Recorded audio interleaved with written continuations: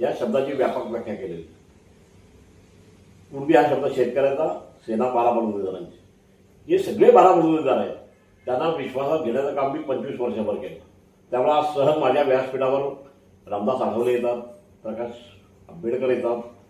तो दुरावा जो तयार झाला होता हा दुरावा आम्ही दूर केला प्रयत्नाने.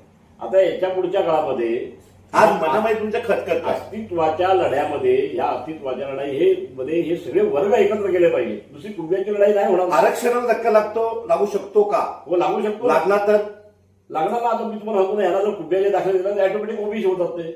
आणि ओबीसी आले का ओबीसीच्याच आरक्षणाला धक्का लागतो. आणि मग सरकारचं म्हणताय की ओबीसीच्या आरक्षण न धक्का लागता असं आम्ही काहीतरी समिती नेमतोय. शरद पवार म्हणतात घटना बदलायची म्हणून.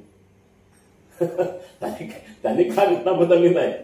एवढं सोपं आहे का ते घटना? शरद पवारांनी सत्तेत असताना एवढ्या वर्ष सत्ता भोगली, घटना का बदलली नाही? विश्वनाथ पाटील, ओबीसी सर्वात मोठा घटक कुणबी आणि जे प्रमुख या ठिकाणी मात्र यांचा सवाल आहे.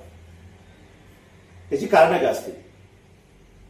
कारण आज बऱ्याच लोकांमध्ये जागृती नव्हती. काँग्रेस पक्ष प्रबळ होता, मतं मिळत होती. आज असं नाही राहिलं. पक्षही अनेक वाढले. एकेका पक्ष